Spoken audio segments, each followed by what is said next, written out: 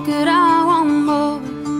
Only E.T. is at home with Jamie Lynn Spears in Kentwood, Louisiana for an exclusive sit-down. The 25-year-old got candid about her unconventional upbringing. You and Britney achieved fame at very young ages, and you were both forced to live out the highs and lows of your personal and professional lives very publicly. If you could go back, we kind of touched on this a little bit before, is there anything you would change now about the way you grew up?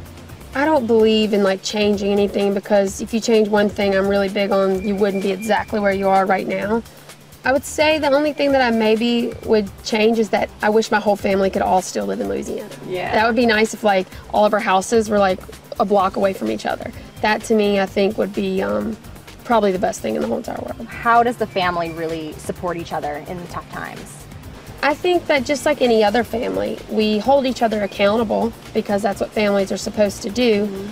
But at the end of the day, we stand by them because we love them and we know their heart. So I think that it's important to, you know, hold the people you love accountable, but still be their biggest supporters. For even more from our interview with Jamie Lynn, tune in to ET on Tuesday.